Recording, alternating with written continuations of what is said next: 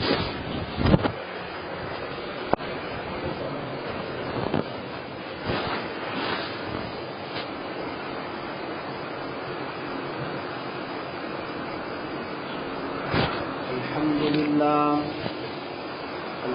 لله نحمده ونستعينه ونستغفره ونؤمن به ونتوكل عليه ونعوذ بالله من شرور أنفسنا ومن سيئات أعمالنا من يهده الله فلا مضل له ومن يضلله فلا هادي له ونشهد أن لا إله إلا الله وحده لا شريك له ونشهد أن سيدنا وسندنا ونبينا ومولانا محمدا عبده ورسوله أما بعد فأعوذ بالله من الشيطان الرجيم بسم الله الرحمن الرحيم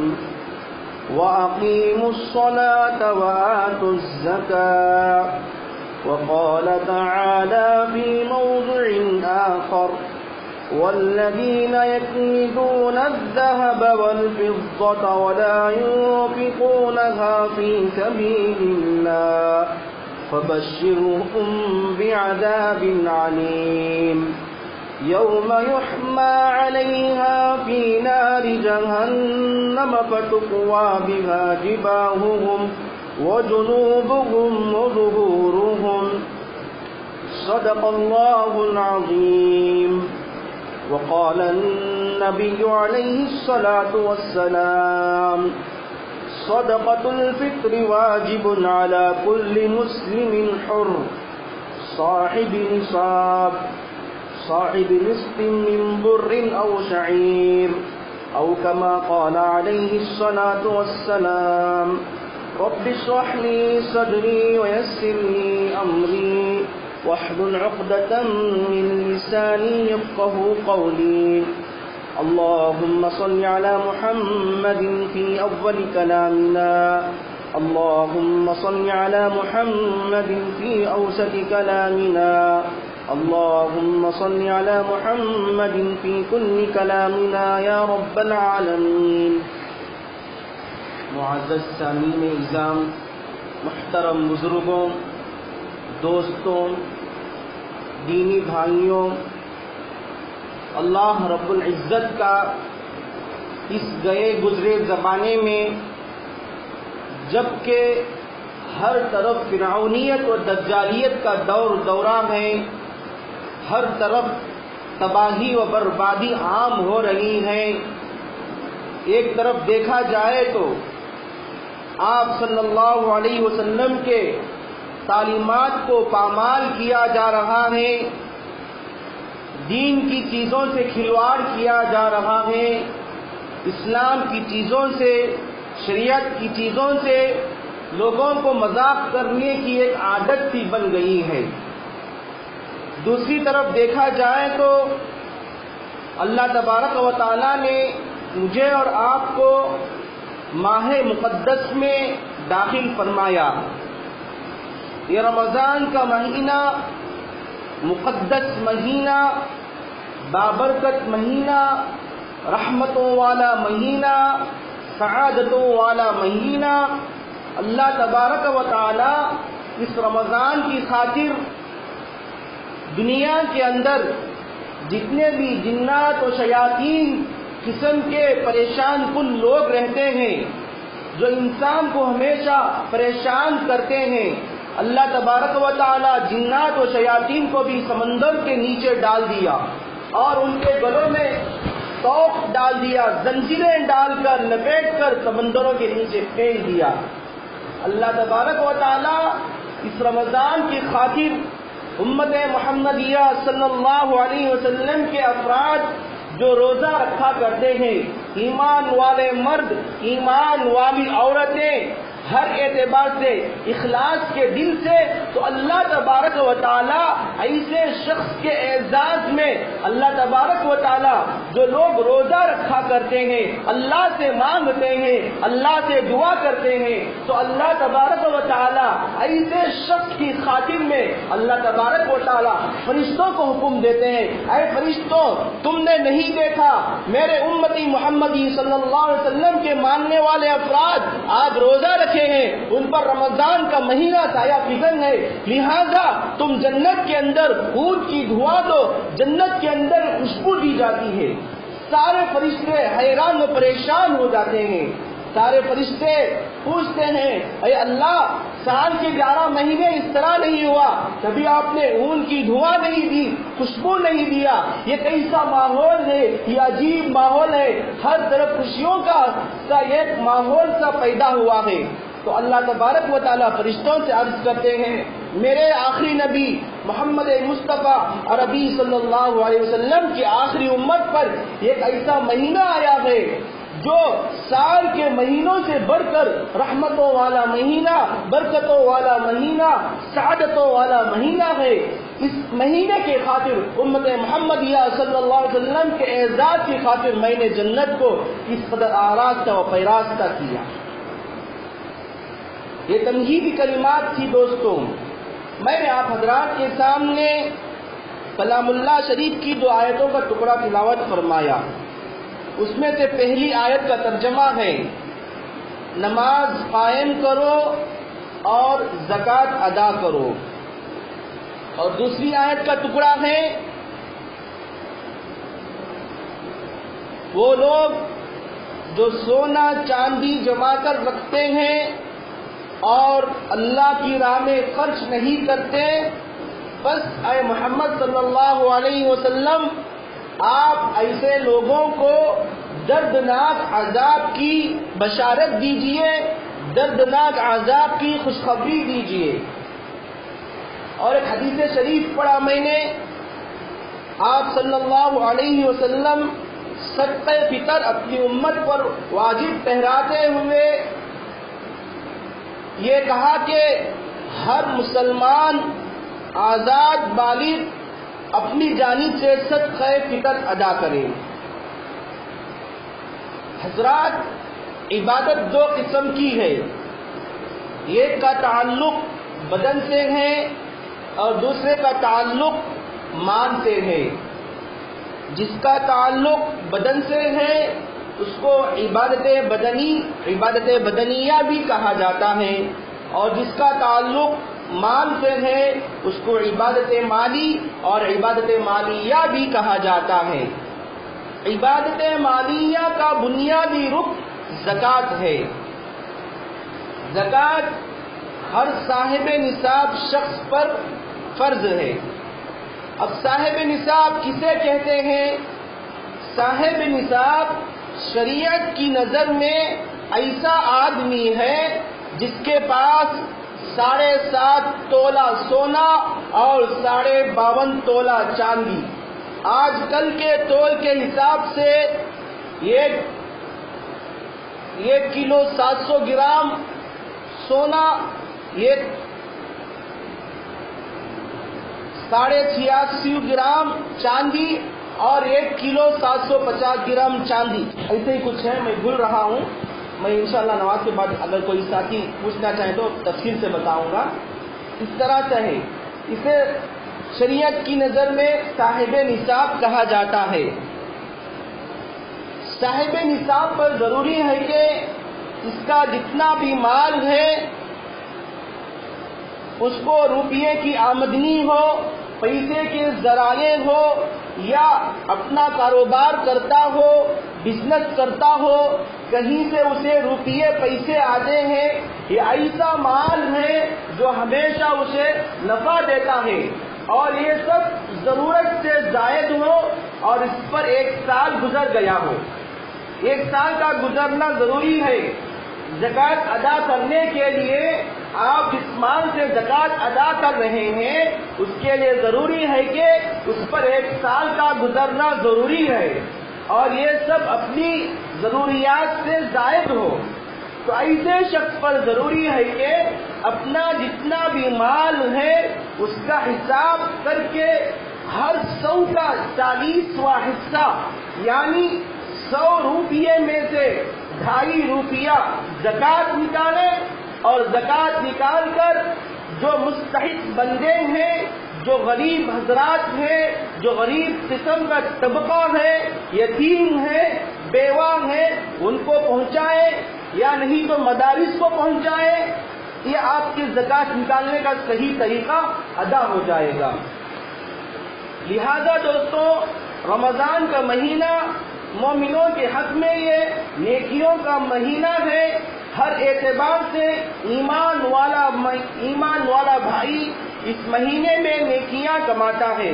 لہذا ہمیں چاہیے کہ اس ماہ مقدس میں ہم سے جتنا بھی ہو سکے نماز پڑھے، تلاوت کرے، ذکر و اذکار کرے، نوافل ادا کرے، اور زکوٰۃ جیسا اہم فریضہ بھی اسی ماہ مقدس میں ادا فرمائے۔ اسی ماہ مقدس میں زکوٰۃ کا ادا کرنا ضروری نہیں، آپ چاہے ربیع الاول میں ادا کر دیں، رجب میں ادا کر دیں، شعبان میں ادا کر دیں، لیکن رمضان میں اس لیے ضروری ہے دوستوں، اس میں ثواب بھی زیادہ ملتا ہے، اور جو یہ غریب قسم کا طبقہ ہے، یتیم ہے، بیوہ ہے، ان کے پاس مال کی اتنی فراوانی نہیں ہوتی۔ اگر آپ رمضان میں زکوٰۃ نکالیں گے، آپ کے پیسوں سے کسی غریب کے گھر میں چولہا جل جائے گا، وہ بھی آپ کی عید کی خوشیوں میں شامل ہو جائے گا۔ اس لیے رمضان میں زکوٰۃ نکالنے کا ثواب سب سے زیادہ افضل قرار دیا گیا ہے۔ محترم دوستوں، مال ایک ایسی چیز ہے جس کو اللہ تبارک و تعالیٰ نے دنیا کی زینت اور فتنہ قرار دیا ہے۔ اسلامی تعلیم یہ ہے کہ جہاں تک ہو سکے آپ مال سے دور رہیں اور اس مال کو اللہ کی راہ میں خرچ کریں۔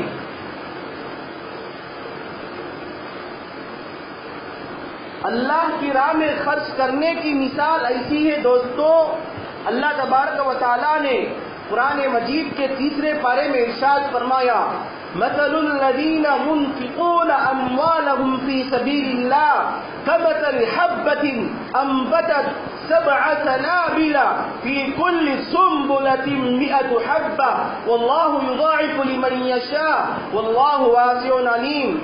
اس شخص کی مثال جو اللہ کی راہ میں خرچ کرتا ہے، ایک دانے کی سی ہے، اس میں 7 بالیاں اگی اور ہر بالی میں 100 دانے اگے۔ اللہ تبارک و تعالی جس کو چاہتے ہیں خوب نوازتے ہیں۔ اللہ کی راہ میں مال اس وقت خرچ کیا جا سکتا ہے دوستوں جب آدمی کے اندر دوسرے آدمی کی رحم دلی ہو، اس کے اندر غم گساری ہو، صلہ رحمی ہو، اپنے بھائی کا ایک درد ہو اور غم ہو، تو ایسے وقت میں آدمی اللہ کی راہ میں مال خرچ کیا کرتا ہے۔ اور جب یہ مال خرچ کیا کرتا ہے، اس کی نظر میں صرف اللہ اور محمد صلی اللہ علیہ وسلم کی خوشنودی حاصل کرنے کا پروانہ رہتا ہے۔ آپ صلی اللہ علیہ وسلم کے زمانے میں ایک صحابی تھے جن کا نام حمامۃ المسجد۔ یہ صحابی ہمیشہ مسجد نبوی میں نماز پڑھا کرتے تھے اور اذان سے پہلے ہی مسجد میں چلے جاتے تھے، ہمیشہ مسجد میں رہ کر اللہ کی عبادت کیا کرتے تھے۔ انہوں نے ایک دن سوچا کہ اللہ کے نبی صلی اللہ علیہ وسلم سے عرض کیا، اے اللہ کے نبی، مجھے مالدار بننے کا کوئی نسخہ بنا دیجئے، مجھے مالدار بننے کی دعا دیجئے۔ آپ صلی اللہ علیہ وسلم نے وہ صحابی کو فرمایا اور اس کی ممانعت فرمائی، مالدار بننے کی ضرورت نہیں، اللہ آپ کو جتنا دیا اتنا کافی ہے۔ لیکن صحابی نہیں سنے، بار بار اصرار کرتے رہے، تو آپ صلی اللہ علیہ وسلم نے اس صحابی کے لیے دعا کیے مالدار بننے کے لیے۔ تو اس صحابی نے یہ ترکیب شروع کی، انہوں نے بکریاں پالنا شروع کی۔ بکریاں پالنا شروع کرتے ہوئے بکریاں بڑھتی گئی۔ اب یہ صاحب جو ہمیشہ مسجد میں رہا کرتے تھے، نمازیں پڑھا کرتے تھے، تلاوت کرتے تھے، اذان کے وقت سے پہلے مسجد چلا جاتے تھے، بکریوں کی کثرت کی وجہ سے، مال کی کثرت کی وجہ سے اب یہ صحابی مسجد کو نہ آ رہے تھے، مطلب وقت پر نہیں پہنچ رہے تھے، جماعت کھڑنے کے قریب پہنچ رہے تھے۔ پھر تھوڑا عرصہ گیا اور بھی بکریاں بڑھتی گئیں، تو اس صاحب کو اپنا گھر جو مکہ مکرمہ میں تھا اسے چھوڑنا پڑا، اور چند دنوں کے بعد اور بھی بکریاں بڑھتی گئیں تو یہ صحابی جو ہمیشہ نمازوں کو ادا کیا کرتے تھے، مال کی محبت نے انہیں اتنا مجبور کر دیا کہ اللہ کے گھر سے دور رہنے کے لیے پہلے تو جماعت کے وقت آتے تھے، اب جماعت کے وقت بھی نہیں آ رہے ہیں، نماز قضا ہو رہی ہے۔ اور پھر اور بکریاں بڑھتی گئیں تو ان کا مکان جو مدینہ منورہ میں تھا، اس مکان کو چھوڑ کر پہاڑ کے قریب جا کر گزر بسر کرنے لگے، یہاں تک کہ ان کے پاس بہت ساری بکریاں ہو گئیں اور زکوٰۃ کا مال بہت سارا جمع ہو گیا۔ جب ایک مدت گزر گئی تو آپ صلی اللہ علیہ وسلم نے اپنے نمائندے کو بھیجا، جاؤ اس صحابی کے پاس جا کر زکوٰۃ لے کر آنا۔ آپ صلی اللہ علیہ وسلم کے نمائندے گئے زکوٰۃ لینے کے لیے، تو حمامۃ المسجد نے ان لوگوں کو واپس بھیج دیا اور کہہ دیا کہ جاؤ میں لا کر دوں گا۔ پھر ایک مدت گزر گئی، ایک لمبا زمانہ گزر گیا، ابھی تک یہ صحابی تشریف نہیں لے کر آئے۔ پھر آپ صلی اللہ علیہ وسلم نے چند لوگوں کو روانہ کیا، پھر وہ لوگ واپس آ گئے، صحابی نے کہا جاؤ میں لا کر دوں گا۔ تو صحابی کے دلوں میں یہ بات آنے لگی، حمامۃ المسجد کے دل میں جو اسلام کی محبت تھی، جو نماز کی محبت تھی، جو قرآن کی محبت تھی، جو نبی کی محبت تھی، اسے دنیا کے مال نے غارت کر دیا اور اسے جہنم کا حوالہ کر دیا۔ غرض یہ زمانہ ایسا آیا، آپ صلی اللہ علیہ وسلم کی وفات ہو گئی۔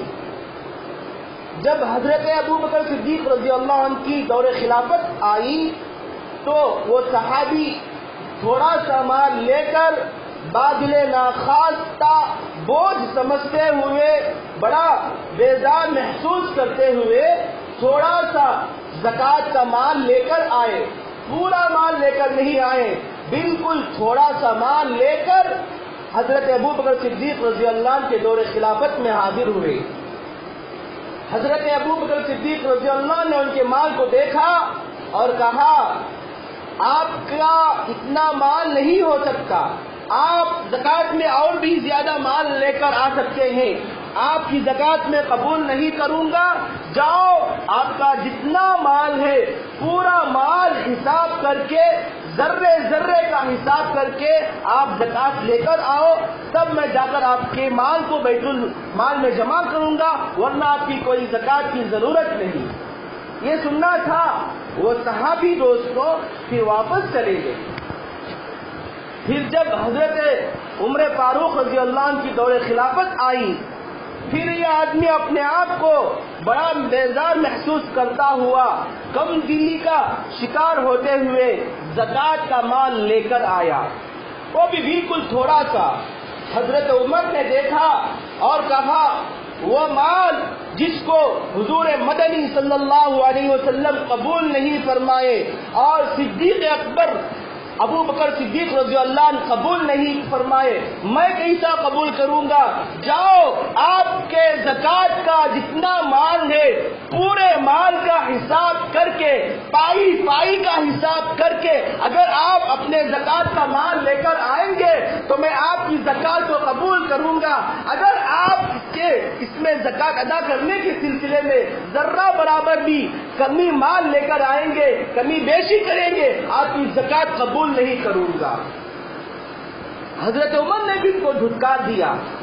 کہنے کا مقصد یہ ہے دوستو، بندہ مال کماتے کماتے کس قدر مجبور ہو جاتا ہے، اللہ تعالیٰ کے احکامات کو فراموش کر دیتا ہے، نبی صلی اللہ علیہ وسلم کی تعلیمات پر چلنا چھوڑ دیتا ہے، نبی صلی اللہ علیہ وسلم کی سنتوں پر چلنا چھوڑ دیتا ہے۔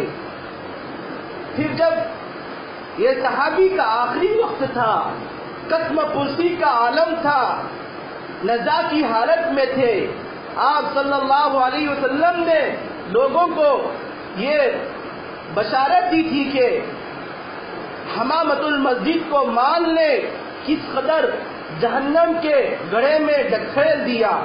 وہ صحابی جو ہمیشہ مسجد میں رہا کرتا تھا، وہ صحابی جو ہمیشہ نمازوں پڑھا کرتا تھا، وہ صحابی جو آپ صلی اللہ علیہ وسلم کی مجلس میں بیٹھا کرتا تھا، وہ صحابی جو وقت سے پہلے نماز ادا کرنے چلے آتا تھا، لیکن اس صحابی کو مال کی محبت نے، مال کے غرور نے، مال کے تکبر نے اس کو جہنم کے حوالے کر دیا۔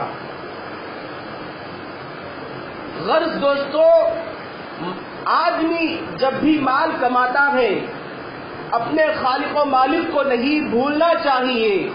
وہ خالق مالک جو دنیا کی 18,000 مخلوقات کو روزی دیتا ہے، وہ خالق جو سمندر میں رہنے والی مخلوق کو روزی دیتا ہے، وہ خالق دنیا میں رہنے والے ہر قسم کے جاندار قسم کے لوگوں کو روزی دیتا ہے۔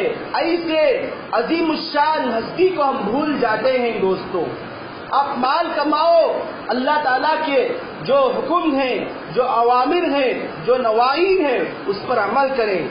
بالکل اسی طرح اللہ تبارک و تعالیٰ نے قرآن مجید کے 11 پارے میں ارشاد فرمایا، وہ لوگ جو سونا چاندی جمع کر رکھتے ہیں اور اللہ کی راہ میں خرچ نہیں کرتے، اے محمد صلی اللہ علیہ وسلم آپ انہیں دردناک عذاب کی خوشخبری دیجیے، اور جس دن جہنم کی آگ کو دہکایا جائے گا اس میں ان کے پیشانیوں کو داغا جائے گا، ان کے پہلوؤں کو داغا جائے گا، ان کے پیٹوں کو داغا جائے گا، اور کہا جائے گا کہ یہ وہی مال ہے جس کو تم دنیا میں میرا مال کر کے جمع کر رکھتے تھے، اللہ کی راہ میں خرچ نہیں کرتے تھے، جس کا نتیجہ آج بھگتنا تم کو یہ پڑ رہا ہے کہ جس سے تم گھبرا رہے ہو یہی تمہارا مال ہے۔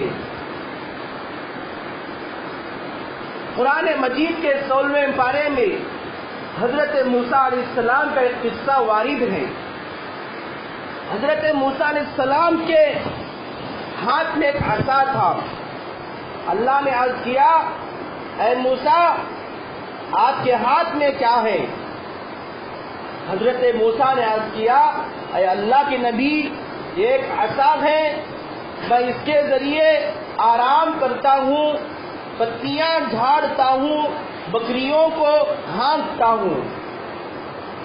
تو اللہ نے کہا، اے موسیٰ آپ اپنے عصا کو زمین پر ڈال دو۔ جیسے ہی حضرت موسیٰ علیہ السلام زمین پر اپنا عصا ڈالتے ہیں اژدہا بن جاتا ہے، اور وہ اژدہا آپ کی طرف دوڑ کر آنے لگتا ہے۔ حضرت موسیٰ گھبرا جاتے ہیں، دوڑتے ہوئے چلے جاتے ہیں۔ اللہ نے کہا، اے موسیٰ گھبراتے کیوں ہو، ڈرتے کیوں ہو؟ تمہیں نے تو بتایا تھا یہ میرا عصا ہے، اب کیوں ڈر رہے ہو؟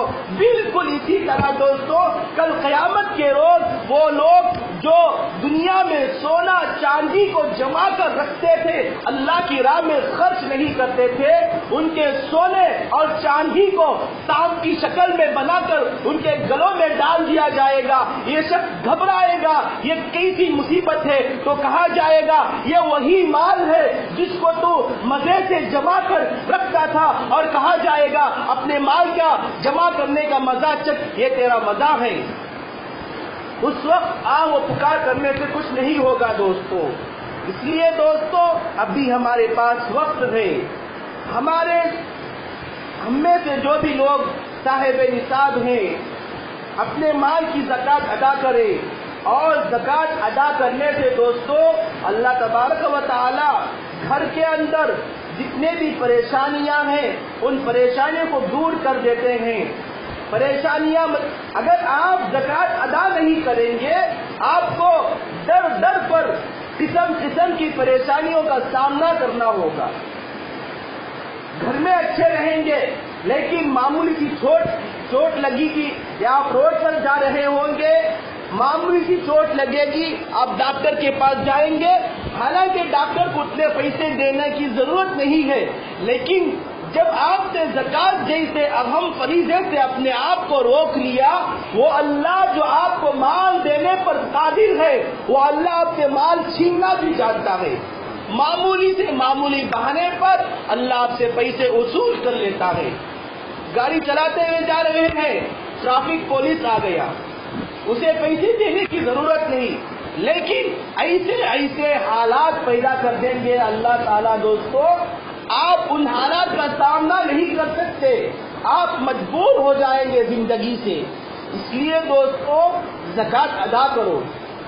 زکوٰۃ ادا کرنے سے محلے کے اندر، قوم کے اندر ایک اچھائی کا ماحول رہے گا، دینی ماحول رہے گا، اور وقت پر بارش برسے گی اور گرمی بھی ایک اعتدال سے معتدل رہے گی۔ اگر ہم زکوٰۃ ادا نہیں کریں گے تو اللہ تبارک و تعالی خشک سالی پیدا کر دیں گے اور وہاں اپنی بارش نہیں برسائیں گے۔ محترم دوستو، ہم مسلمان ہیں، ہمارا ایمان کا تقاضا یہ ہے کہ ہم مال کو خرچ کر کے اللہ کے مقرب بنے اور نبی صلی اللہ علیہ وسلم کی جو خوشنودیاں ہیں اسے حاصل کریں۔ کہیں ایسا نہ ہو کہ دوستو اس مال کی محبت میں آ کر ہم زکوٰۃ کے دین کے اہم فریضہ جو ہے اس فریضے سے محروم ہو جائے۔ اللہ اس سے ہماری حفاظت فرمائے۔ جو آدمی بھی دنیا و آخرت کی زندگی کو سنوار لے گا، اپنا مقصد دنیاوی زندگی کو بنا لے گا، اپنا مقصد آخرت کی زندگی کو بنا لے گا، وہ دنیا اور آخرت میں دونوں جہاں میں کامیاب ہوگا۔ دوستو سیرت کی کتابوں میں ایک واقعہ لکھا ہے دوستو، حضرت عبداللہ ابن مبارک رحمۃ اللہ علیہ ایک جلیل القدر محدث گزرے ہیں۔ ان کے پاس ایک غلام آیا اور آ کر کہا، حضرت مجھ پر 700 کا قرض ہے، آپ اسے ادا کر دیجئے۔ حضرت نے یہ سن کر اپنے خزانچی کے مالک کو ایک چٹھی لکھی، اس میں لکھا کہ آنے والے بندے کو 7,000 روپیے دے دو۔ ذرا دیکھو ہمارے اکابر نے کس طرح ہمیں ایک تعلیم دی ہے جینے کے لیے، ایک طریقے کے لیے، زکوٰۃ ادا کرنے کے لیے۔ اس شخص کا مطالبہ تھا 700 روپیے، لیکن وہ بزرگ، وہ اللہ والے 7,000 روپے دینے کا اسے مطالبہ کیے۔ جب یہ شخص چیٹھی لے کر خزانچی کے پاس گیا اور ان سے کہا کہ میں نے مالک سے تو صرف 700 کا مطالبہ کیا، وہ 7,000 روپیے دے رہے ہیں، خزانچی نے کہا ٹھہرو، اگر ایسی بات ہے تو میں دریافت کر لوں۔ وہ آقا سے پوچھا، یہ شخص آپ سے 700 کا مطالب ہے، 700 روپے آپ سے مانگ رہا ہے، آپ اسے 7,000 روپیے دے رہے ہیں۔ تو پھر مالک نے، وہ جلیل القدر بزرگ نے اس چٹھی میں لکھا، آپ اس کو دگنا کر دیجئے، یعنی 7 کے بجائے 14,000 کر دیجئے۔ پھر اس کو لکھ کر بھیج دیے۔ پھر ان کے پاس آئی چیٹھی، یہ دیکھے اور دیکھ کر کہا اگر اس طرح آپ کرتے رہے تو آپ کی دولت کا کیا ہوگا، آپ کا مال ختم ہو جائے گا۔ اس وقت وہ بزرگ نے ایک تاریخی جملہ کہا دوستو، اس جملے کو سونے کے پانی سے لکھنے کی ضرورت ہے دوستو۔ اس بزرگ نے کہا ہم مسلمان ہیں، ہم دولت کو مٹا کر اللہ کی خوشنودی حاصل کرنا ہے، ہمارا مقصد ہی نہیں کہ ہم مال و دولت کو جمع کریں، دولت کو مٹا کر اللہ کی رضامندی حاصل کرنا مسلمان کا فریضہ ہے۔ غرض دوستوں، دیکھتے دیکھتے رمضان کا ایک بہت بڑا حصہ گزر گیا۔ پہلا حصہ رحمت کا تھا، وہ بھی گزر گیا۔ دوسرا حصہ مغفرت کا تھا، وہ بھی گزر گیا۔ اب تیسرے حصے میں آ گئے ہیں، بالکل ایک ایسی آخری وقت میں آئے ہیں، اب اور تب ختم ہونے والا ہے رمضان، یعنی دوزخیوں کو نار جہنم سے چھٹکارا اور پروارہ حاصل کرنے کا یہ عشرہ ہے دوستو۔ رمضان کے فضائل میں آتا ہے دوستو، جب کوئی بندہ ایک فرض ادا کرتا ہے تو اللہ تبارک و تعالی اسے 70 فرضوں کے برابر ثواب عطا کرتے ہیں۔ اب جو کوئی بندہ نفل ادا کرتا ہے تو اسے ایک فرض کے برابر ثواب عطا کرتے ہیں۔ آپ حساب کر لیجئے، اندازہ لگا لیجئے، سال کے 11 مہینے میں اگر آپ ایک فرض پڑھیں گے تو آپ کو ایک فرض کے برابر ثواب دیا جائے گا۔ رمضان کی یہ خصوصیت ہے، رمضان کا ایک محتم بالشان اللہ تبارک و تعالیٰ نے امت محمدیہ صلی اللہ علیہ وسلم کو یہ پروانہ دیا، اگر کوئی بندہ جب نماز ادا کرتا ہے، فرض نماز ادا کرتا ہے تو میں اسے 70 فرضوں کے برابر ثواب عطا کرتا ہوں۔ جب کوئی نفل ادا کرتا ہے تو اللہ اسے ایک فرض کے برابر ثواب عطا کرتے ہیں۔ اسی طرح جو نیک اعمال ہے، دینی کام ہے، تلاوت کرنا، ذکر و اذکار کرنا، ہمیں رمضان میں جتنا زیادہ کریں گے اللہ اس میں اتنا ثواب اضافہ کرتے چلے جائیں گے۔ دوستوں، میں نے آپ حضرات کو قرآن کے متعلق کہا تھا دوستوں، قرآن سے ہمارا رشتہ کیا ہونا چاہیے تھا اور ہمارا رشتہ قرآن سے کیا ہو گیا۔ قرآن تو ہمارے لیے ایک ہدایت کی کتاب ہے، ایک نور ہے، ایک طاقت ہے، ایک برکت والی کتاب ہے، ایک انقلاب پیدا کرنے والی طاقت ہے قرآن مجید میں۔ آج ہم لوگ قرآن مجید کو صرف تعویذ بنا لیا، آج ہم لوگ قرآن مجید کو صرف پھونکنے کے لیے رکھ لیے، آج ہم قرآن مجید کو صرف گھروں میں زینت کے لیے رکھ لیے۔ یہ نہیں دوستوں، قرآن کا مقصد یہ نہیں۔ قرآن کو ہمیشہ پڑھنا چاہیے، اس پر عمل کرنا چاہیے۔ اللہ تبارک و تعالیٰ نے اس میں ہمارے لیے کئی خوشخبریاں رکھی ہیں، اسے تلاش کرنا چاہیے دوستوں۔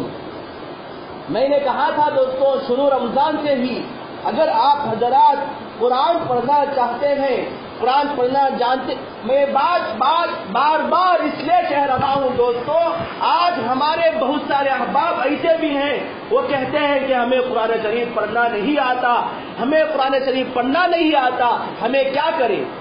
تو ان کے لیے نسخہ ہے، اور جو حضرات قرآن شریف پڑھتے ہیں وہ قرآن پڑھے، اللہ ان کو ثواب اور زیادہ عطا کرتے ہیں۔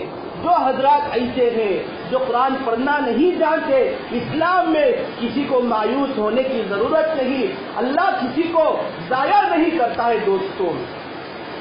اللہ نے کہا جب بندہ قرآن مجید پڑھتا ہے، قرآن مجید کا معمولی سا حرف الف لام میم، اس میں 3 حرف آ گئے، تم مت کہو کہ الف لام میم ایک حرف ہے، بلکہ کہا الف ایک حرف ہے، لام ایک حرف ہے، میم ایک حرف ہے۔ جب کوئی بندہ سمپل سے الف لام میم کہے گا، 3 حرف آ گئے، تو اس میں سے جب کوئی بندہ ایک قرآن مجید کا حرف ادا کرتا ہے تو اللہ تبارک و تعالیٰ اسے 10 نیکیاں عطا کرتے ہیں۔ آپ اندازہ کیجئے، جب آپ الف لام میم کر کے 3 الفاظ پڑھ لیے تو آپ کو 30 نیکیاں مل رہی ہیں، تو آپ جب قرآن مجید کو پڑھیں گے تو اللہ تبارک و تعالیٰ آپ کو کتنا اجر و ثواب دیں گے۔ یہ ہوا دوستوں ان لوگوں کا جو قرآن مجید پڑھنا چاہتے ہیں، پڑھتے ہیں، اللہ ان کو اجر دیتا ہے۔ اور بعض لوگ ایسے ہیں جنہوں نے قرآن مجید کو نہیں پڑھا، قرآن مجید کو نہیں سیکھا۔ یہ بہت نامحرومی کی بات ہے دوستو۔ مسلمان ہو اسے دینی تعلیمات کا پتہ نہ ہو، قرآن مجید جیسی عظیم الشان کتاب، وہ کتاب جو ہمارے نبی صلی اللہ علیہ وسلم پر نازل ہو، وہ پڑھنا نہ آئے، اس سے بدنصیب کون ہوگا دوستو؟ اس لیے میرے بھائیوں، پریشان ہونے کی ضرورت نہیں۔ جو ہمارا زمانہ، جو ہماری زندگی غفلت میں گزر گئی تو گزر گئی، اب جو آنے والی زندگی ہے اسے اچھی زندگی بنائیے۔ قرآن مجید اگر آپ پڑھنا جانتے ہیں پڑھیے، اگر آپ پڑھنا نہیں جانتے ہیں، آپ پڑھنے کے خواہش ہے، آپ کو پڑھنے کے دل میں خواہش ہے، تو قرآن مجید اٹھا کر میں 3 جمعوں سے کہہ رہا ہوں دوستوں، یہ بات میں اس لیے کہہ رہا ہوں کہ ہر ایک بندہ قرآن پڑھنے والا بن جائے۔ قرآن پڑھو دوستوں، قرآن میں اللہ تبارک و تعالیٰ بہت سارا خیر چھپا کر رکھا ہے، بہت سارا نور چھپا کر رکھا ہے۔ آج جو ہمارے گھروں میں بے برکتی ہے، بھائی بھائی میں محبت نہیں ہے، بہن میں لڑائی، ماں باپ میں لڑائی، بیٹوں میں لڑائی، بچے سے لڑائی، بھائی بھائی میں، ماں باپ، ہر اعتبار سے رشتے داروں میں لڑائی کی جو فساد بن رہی ہے، آج ہمارا رشتہ قرآن سے ٹوٹا، آج ہمارا رشتہ قرآن سے کمزور ہوا، آج ہمارا رشتہ دینی اعمال سے کمزور ہوا، تو اس کا سبب یہ ہے کہ آج ہم دن بدن گھروں میں اپنے آپ سے وابستگی نہیں پا رہے ہیں، اپنے آپ سے جو محبت پانا تھا، جو پیار پانا تھا، ماں باپ سے جو ہمیں محبت ملنا تھا، بھائی سے جو ہمیں محبت ملنا تھا، بہنوں سے جو ہمیں محبت ملنا تھا، جو محبت ہمیں نہیں مل رہی ہے، اس کا یہی نتیجہ ہے دوستو۔ قرآن پڑھو میرے بھائی، اللہ آپ کے گھر میں غیب سے روزی کا انتظام کرے گا۔ آپ قرآن پڑھیں گے، آپ کے گھر میں اللہ تبارک و تعالیٰ خوشیوں کا نزول فرمائیں گے، آپ کے گھروں میں ایسی خوشیاں عطا کریں گے، آپ سوچنے پر مجبور ہو جائیں گے یہ کیسی خوشیاں آ رہی ہیں۔ اس لیے دوستو، جو حضرات قرآن مجید پڑھنا نہیں جانتے وہ قرآن مجید اٹھا کر دیکھیے، قرآن مجید ہے، اب کھولیے قرآن مجید، اب ایک پہلی لائن ہے، آپ انگلی پھیر لیے، دوسری لائن، تیسری لائن، چوتھی لائن، ایسا کر کے آپ پورا قرآن شریف ختم کر دیجئے۔ وہ اللہ تبارک و تعالیٰ جو پڑھنے والے کو ثواب دینے پر قادر ہے، وہ اللہ تعالیٰ جو پڑھنے والے کو ثواب دے سکتے ہیں، وہ اللہ تعالیٰ جو پڑھ نہیں سکتا ہے اس کو بھی جو انگلی پھیرتا ہے شرمندگی سے اپنی غلطی کا، اپنی زندگی کا اظہار کرتے ہوئے اپنے گناہوں پر شرمندہ ہو کر جب قرآن مجید کی طرف بڑھتا ہے، قرآن مجید پر انگلی پھیرتا ہے، الحمدللہ رب العالمین سیقول السفہاء من الناس تلک الرسل لن تنالوا البر حتی تنفقوا، جب ایسا ایک ایک کر کے آپ پڑھتے جائیں گے، خدا کی قسم اللہ تبارک و تعالیٰ پڑھنے والے کو جتنا ثواب دیتے ہیں اس انگلی پھیرنے والے کو بھی اتنا ثواب دیتے ہیں۔ دوستوں، قرآن پڑھا کرو دوستوں۔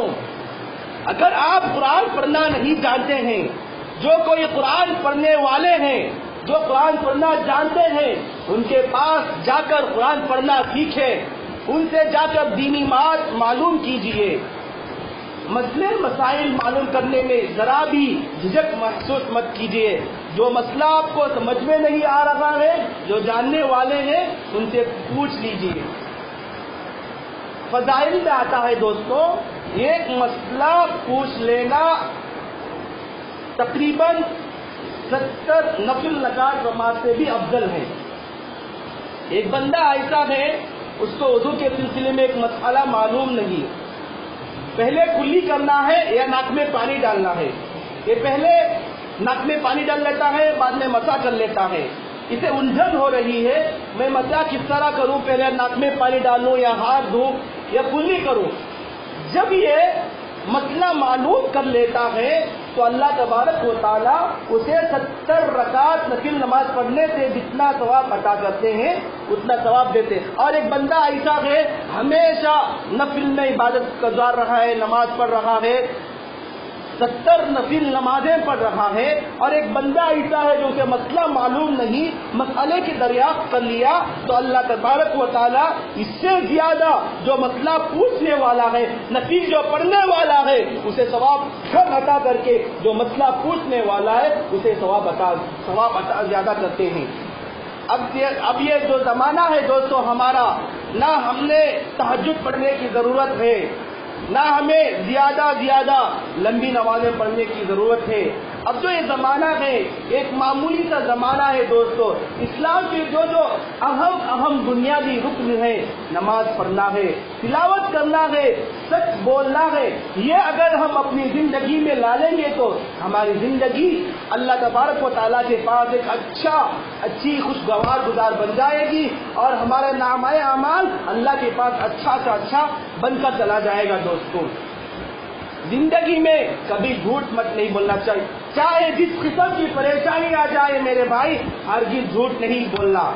اللہ تبارک و تعالیٰ کی ذات سے امید رکھنا، جو کچھ کرنے والے کی ذات ہے، جو کچھ ہونے والا ہے، جو کچھ نہیں ہونے والا ہے، کرنے والے کی ذات اللہ کی، نہیں کرنے والے کی ذات اللہ کی، اچھائی بھی اللہ کی طرف سے ہوتی ہے، برائی بھی اللہ کی طرف سے ہوتی ہے۔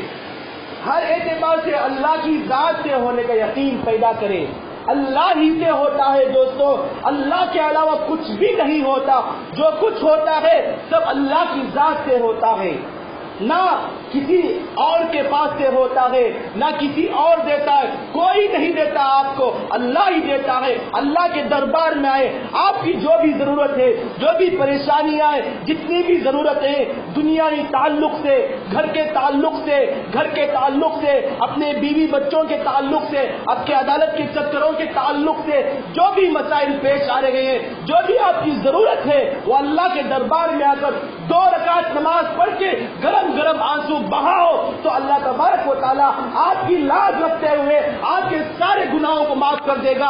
آپ کے سلسلے میں جو پریشانی آ رہی ہے وہ پریشانیوں کو دور کر دے گا۔ آپ کے سلسلے میں، آپ کے گھر کی رکاوٹ میں جو پریشانی آ رہی ہے اسے دور کر دے گا۔ آپ کے بیوی بچوں کے سلسلے میں جو پریشانیاں ہیں اسے دور کر دے گا۔ گھر کے تعلق سے جو مسئلہ ہے وہ دور ہو جائے گا۔ عدالت کے چکر سے جو آپ کا مسئلہ ہے وہ دور ہو جائے گا۔ اس لیے دوستو ہمیشہ نماز پڑھو، اللہ کی ذات سے ہونے کا یقین پیدا کر لو۔ اللہ ہی دینے والا ہے، اللہ کی ذات ہی دے سکتی ہے، اللہ کے علاوہ کچھ نہیں، کوئی ہمیں نہیں دے سکتا۔ اس لیے دوستو آپ اللہ کے ہونے سے اللہ ہی دے سکتا ہے، یہ یقین پیدا کر لیجئے۔ وقت زیادہ ہوتا جا رہا ہے، میں آخر میں آپ سے یہی کہوں گا، رمضان کا یہ جو باقی ایام گزرے ہوئے ہیں بہت قیمتی ایام ہیں دوستو، یہ بہت قیمتی ایام ہیں۔ میں اور آپ اس کی قدر کیا جانے، اللہ والے اس کی قدر کس طرح کرتے ہیں رمضان کی۔